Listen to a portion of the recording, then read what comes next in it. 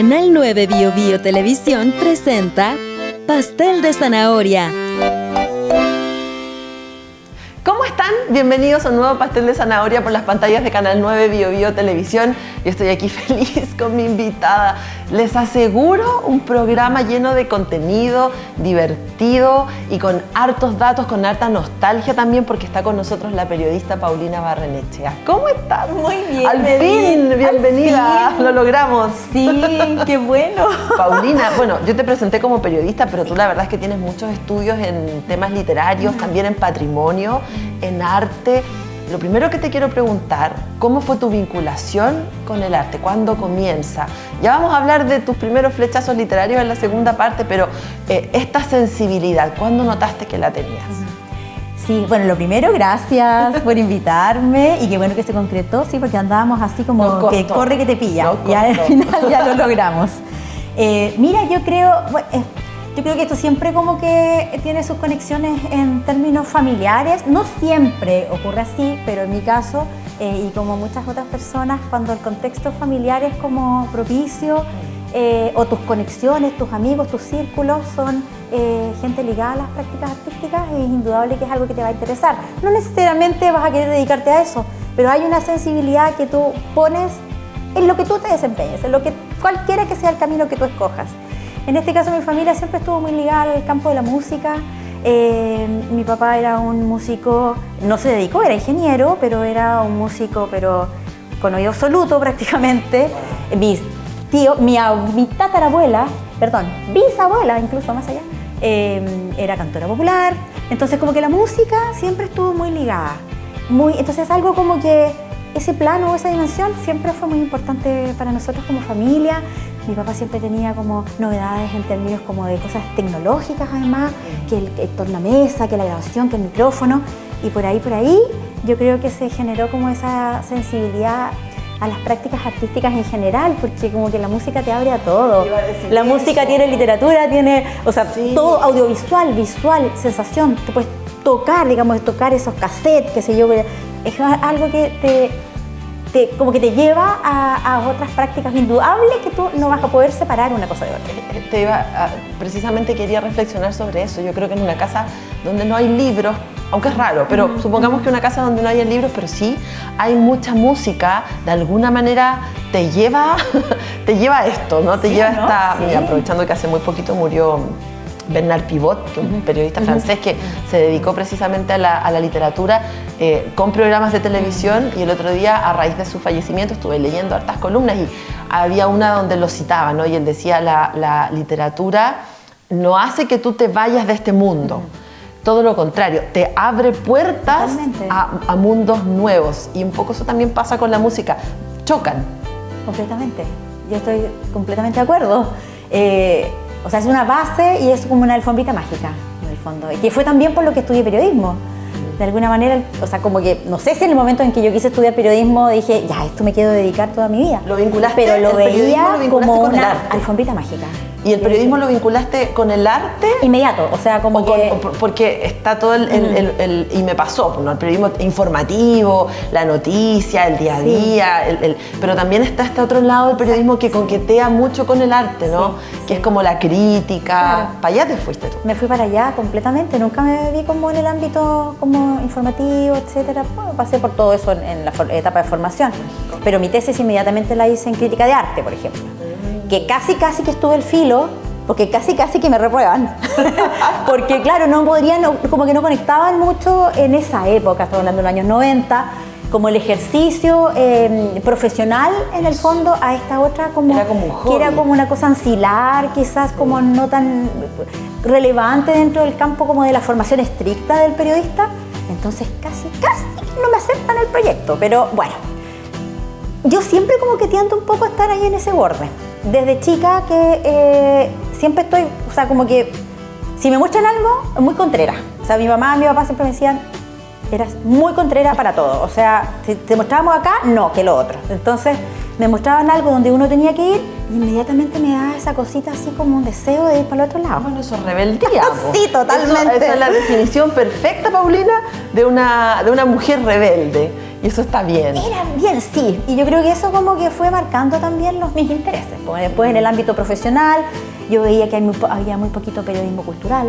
Porque yo, bueno, estudié periodismo, pero después hice mi formación en literatura y en estudios culturales.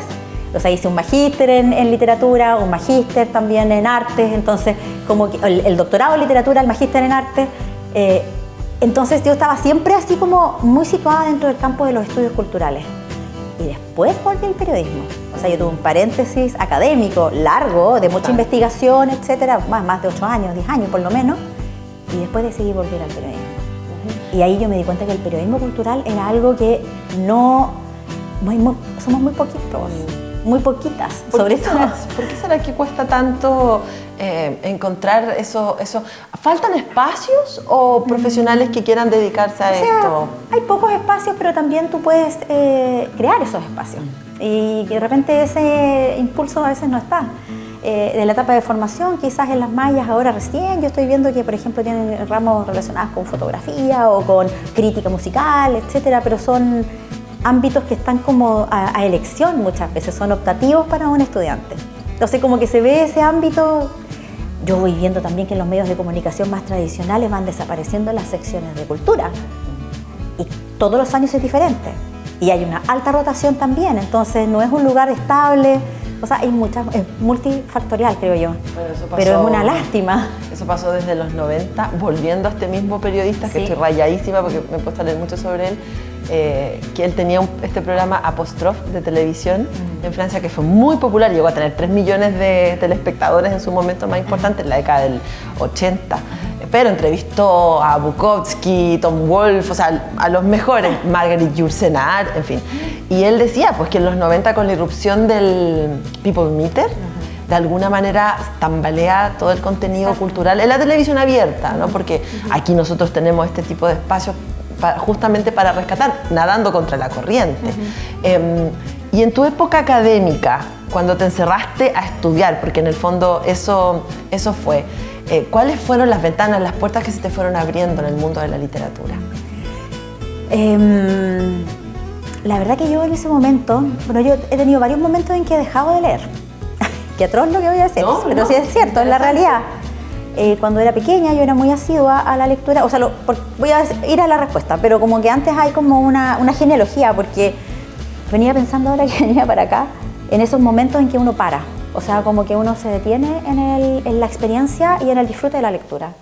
Pero en mi caso, cuando era pequeña, ocurrió algo en mi vida que yo dejé de leer, pero para algo vi un videoclip. Ay, pues tú pensabas que iba a decir algo terrible, no, pero es algo otra cosa. No, estoy súper... O sea, yo era muy buena lectora, muy lectora, por lo que te contaba yo del club de lectores, de Andrés Bello, etcétera, y todos los meses me llegaba el libro. Yo era muy lectora. Muy lectora. Pero de repente me encontré con algo nuevo, que son los videoclips. Y yo la primera vez que vi un videoclip, yo haber tenido unos 8 años, una cosa así, yo lo juro por Dios, que yo sentí una explosión en mi cabeza.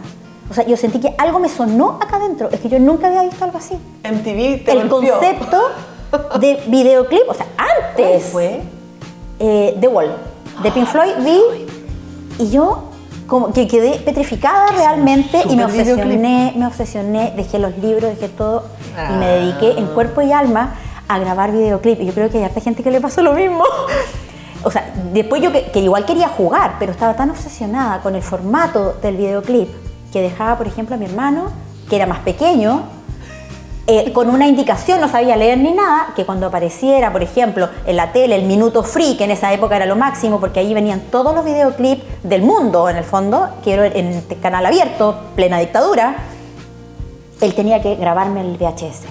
Entonces yo estaba con una obsesión por el videoclip y me gustó mucho esa modalidad y para mí era como que reemplacé la lectura por eso, porque leía eso, leía algo audiovisual. Claro, es una forma y había una historia, y había como una otra estética, o sea, uno me podía conocer mucho a través del videoclip y dejé completamente de leer. Y la segunda vez que dejé de leer fue cuando entré a estudiar. Ya dejé de leer. Solamente leía, pero había otro impulso en mí, que era la lectura como para hacer trabajos, era la lectura como para poder desarrollar mis temas de investigación. Leí mucho ensayo, que no es que no sea literatura, pero no es estrictamente ficción, digamos, aunque algunos ensayos rasgan ahí como que están en el límite. Muchas cosas teóricas que yo desconocía, porque bueno, dentro de mi formación de periodista no, completamente, claro. Y como que me di cuenta de que pasaron 8 años por lo menos en que no había leído ninguna novela, por ejemplo, ni una poesía, ni nada, y qué increíble. Entonces he tenido como esos momentos. Luego, ahora cuando regresé al periodismo más o menos, después de mi paréntesis académico, son 3 momentos. Y el otro es que viene ahora, que puse a escribir mucho. Y ya no me daba tiempo para leer. Qué raro cómo pasan esas cosas que yo no supe balancear. Entonces, solo generaba contenido. Tanto en mis ámbitos, el ámbito periodístico, pero también yo todavía seguía muy vinculada a la academia. Entonces empecé a escribir. Prólogo, me convertí en una máquina de prólogo, que es un mundo maravilloso, que yo no sé por qué la gente no le toma el peso, que a veces pasan por ahí. Los prólogos son lo mejor que el mundo. Espérate, vamos a hacer un llamado a todos los lectores, porque es verdad, yo reconozco en algún momento de la vida haberme saltado prólogo.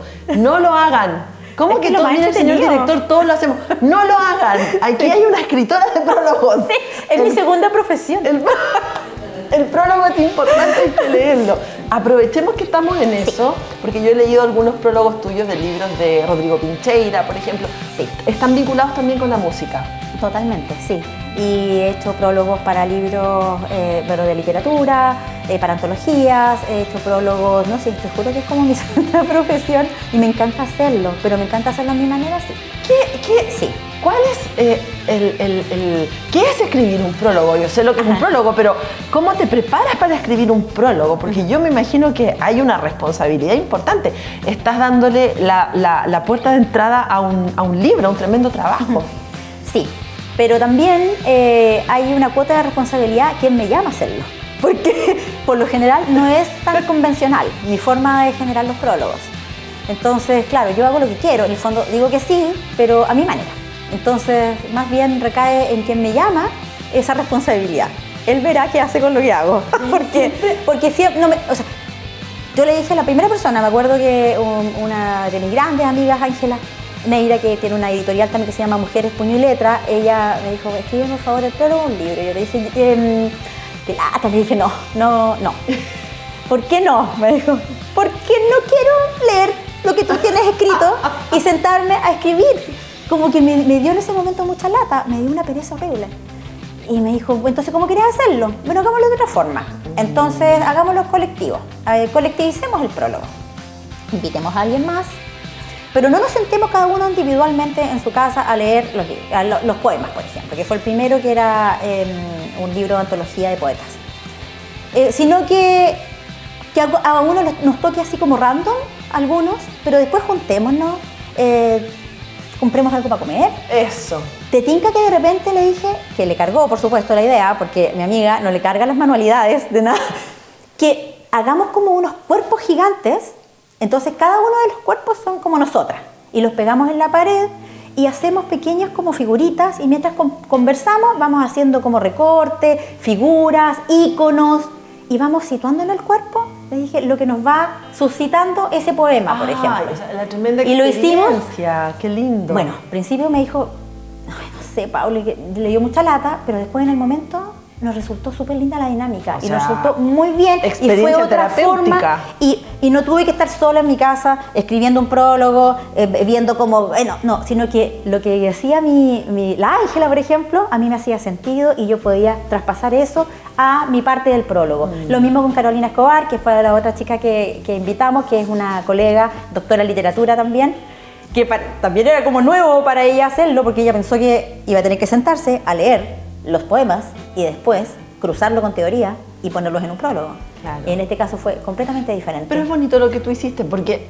yo he notado que en los prólogos, no sé si harán todo el mismo ejercicio tuyo, claramente hay una creatividad ahí maravillosa que tú le pusiste a ese trabajo, pero el prólogo es importante porque no es solamente un resumen de lo que uno va a leer, hay una vinculación con las emociones de la persona que está escribiendo y lo que la persona que escribe además está viviendo en ese momento, en el minuto en que escribe la obra. Totalmente, de hecho no es un resumen, es una expansión de lo que...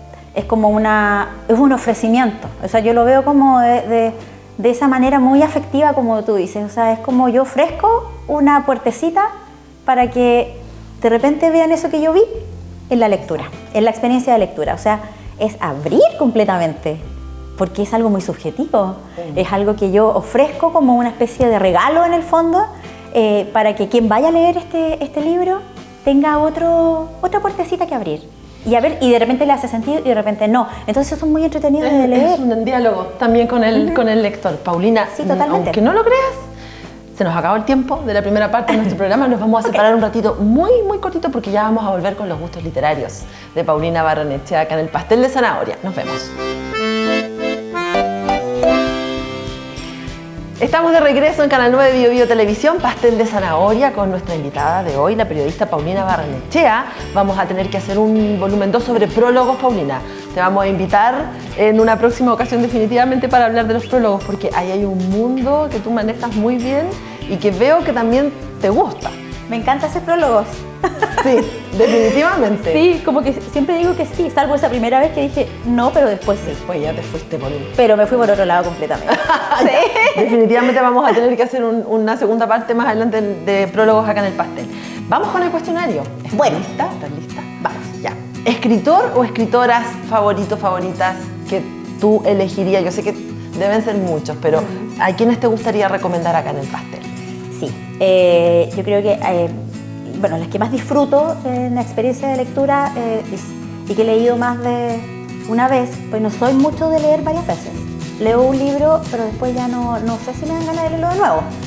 Pero a veces lo repaso, es María Luisa Bombal, que la encuentro maravillosa, que para mí fue una experiencia muy visual, además. O sea, me encantan esos escritores y escritoras que te ofrecen esa posibilidad de pensar en audiovisual en tu mente.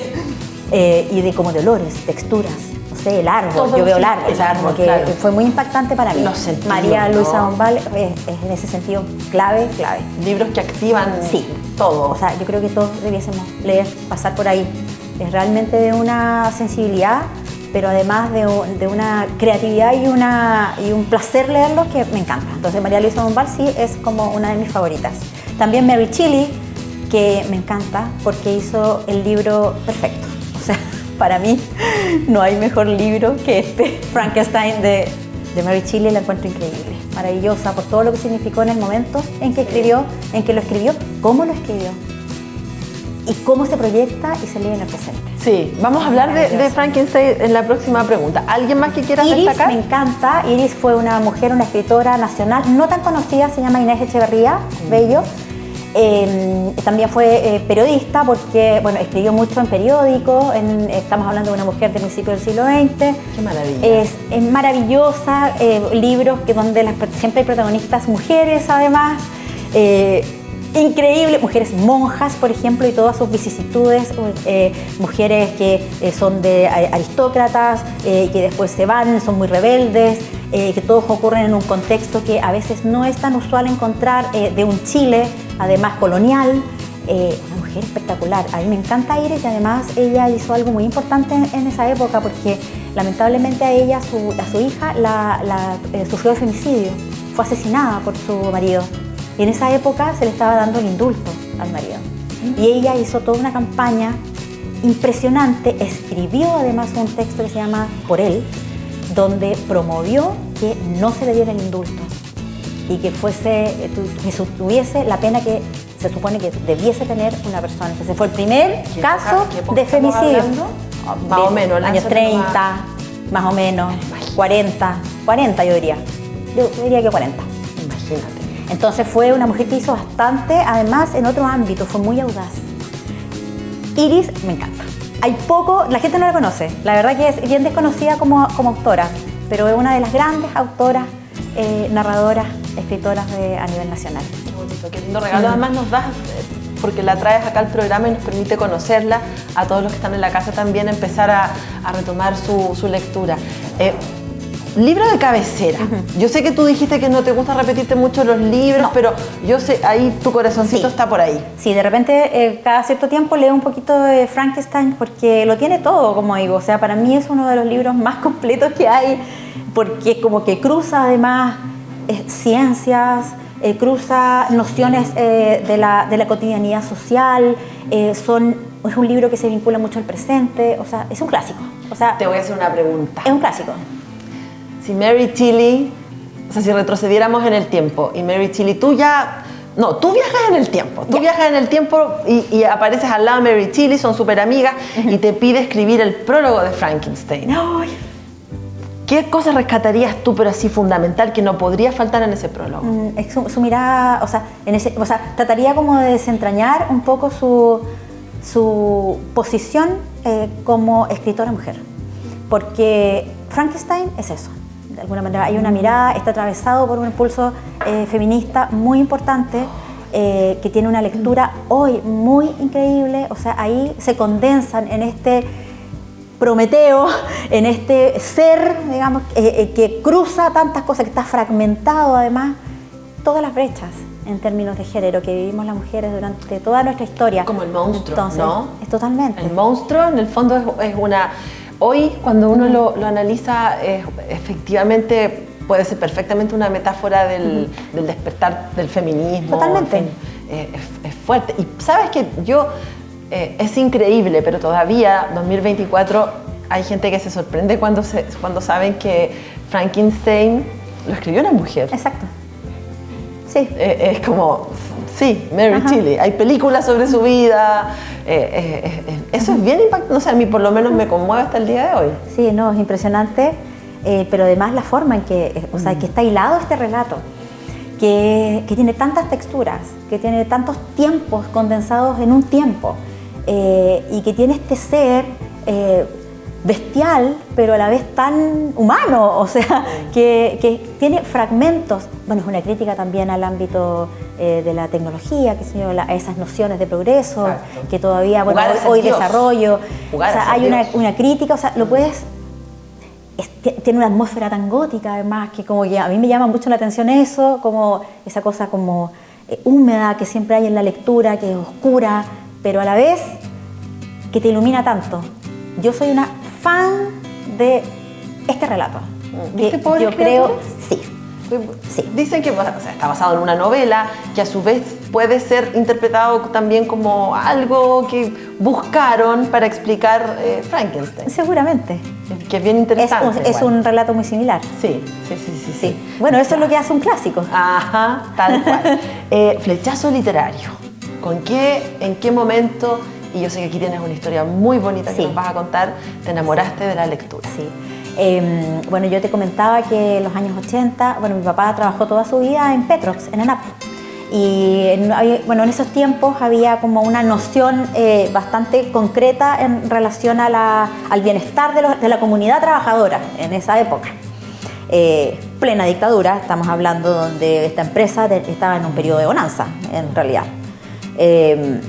Y me acuerdo perfecto que en algún momento una de estas acciones de bienestar de la empresa tenía un club de lectura.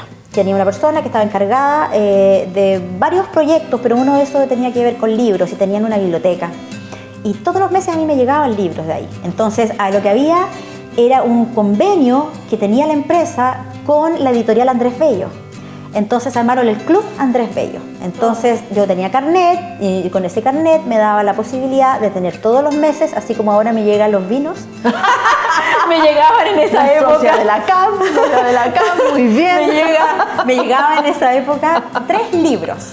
2 o 3 libros de editorial Andrés Bello todos los meses. Entonces, imposible no amar esa posibilidad de poder tener en ese momento tan álgido. Yo vengo de una familia que sufrió bastante durante el periodo de la dictadura, entonces yo viví mucho tiempo, vivíamos muy encerradas.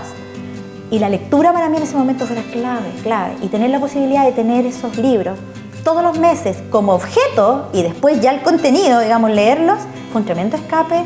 Y yo diría que eso sí fue un flechazo. Me llegaron toda la colección de Luisa May Alcott, o sea, no solamente Mujercitas, sino que también los 8 primos, los hombrecitos, claro. Los sobrinos de Jo, o sea, me llegó toda la saga, podríamos decir, de Luisa May Alcott, que también marca un antecedente en mi camino, porque después yo quería seguir leyendo, pero de mujeres, porque ya había tenido ese flechazo con esta mujer. Entonces, imagínate esa tremenda posibilidad de tener, y tengo todavía todos los tienes. Los tengo, hay algunas colecciones que las he regalado, otras, qué sé yo, a mi sobrino, a mi hija, cuando era pequeñita. Le pasaba también los libros, porque era una colección infantil y una colección adulta, como ya adolescente, podríamos decir. Conversábamos antes del programa sobre esta experiencia tuya y lo importante que porque en tu casa estaba la música y todo, pero pensábamos en una casa donde a lo mejor, sobre todo en la época de la dictadura, donde nos alejamos bastante del ámbito cultural, bastante, y de la identidad y de todo, cómo eso puede golpear la vida de un niño, ¿no? Esa llegada de ese libro como un verdadero regalo, que debería ser algo que debería seguir existiendo en realidad, ¿no? O sea, yo coincido completamente. Después, claro, en mi caso se me reemplazó por el videoclip, que ya sabes que me volví loca con el videoclip. Pero ya estaba la sensibilidad. Pero ya, eso es importantísimo. Ya estaba sembrado ahí. ¿Poesía? ¿Te gusta la poesía? Sí, mira, no tanto, la verdad que no es como de los géneros literarios que más me gustan. No sé si disfruto tanto su lectura, pero sí hay casos y casos. ¿Algo que quisieras? O sea, por ejemplo, a mí todo el trabajo de Sor Juana es una cosa que me vuela la cabeza. Lo encuentro increíble. O sea, esos microrelatos, o sea, y además entender el contexto en el que fueron escritos y por quién, a mí me alucina. Yo soy una fanática, además, me genera mucho interés siempre la literatura o los escritos o lo que ocurre intramuros. Siempre me ha gustado todo eso conventual. Es que te iba a decir, acá hay un tema, sí. Porque tú lo mencionaste en uno de los ejemplos de Iris, ¿cierto? Que escribía sobre monjas. Tiene uno de los relatos de su trilogía, es la vida de una monja. Y de una monja que muy real, digamos, que tenía además muchos momentos de misticismo, pero muchos momentos de mujer ligada al extramuros. ¿Y qué quieres decir cuando hablas del trabajo de Sor Juana como la peor de todas?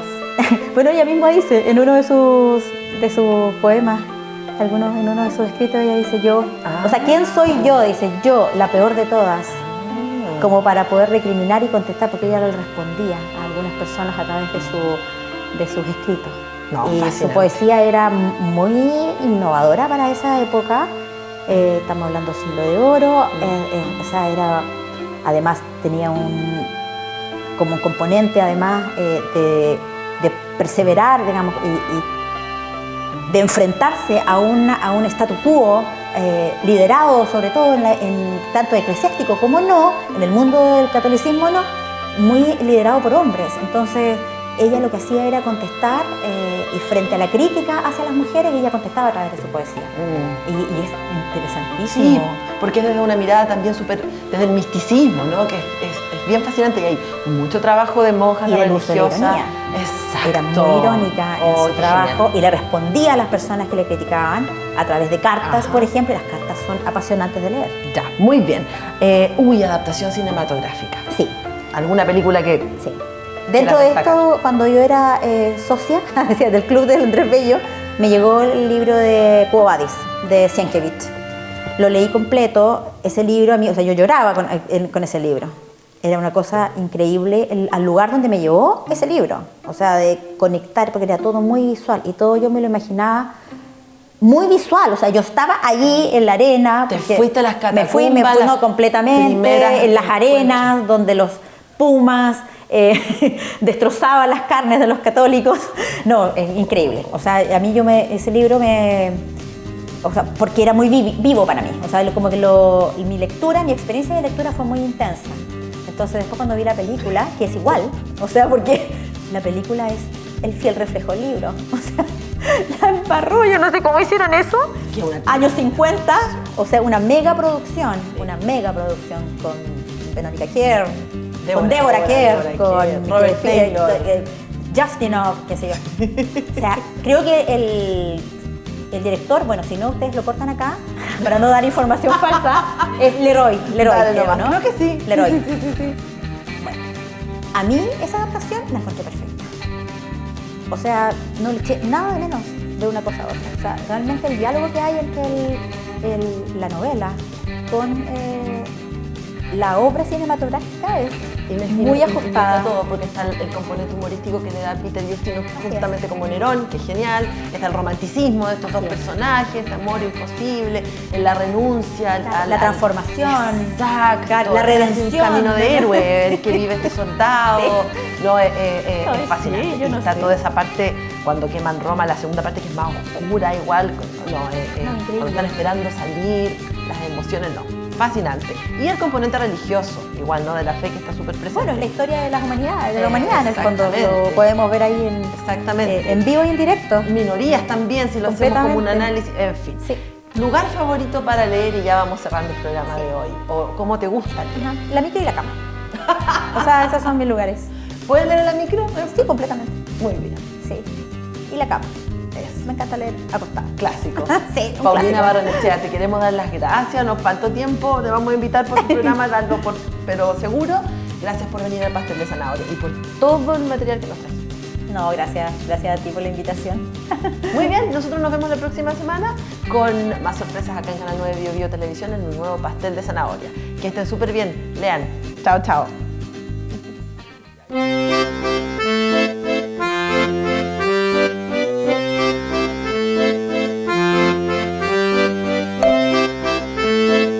Canal 9 Bio Bio Televisión presentó Pastel de Zanahoria.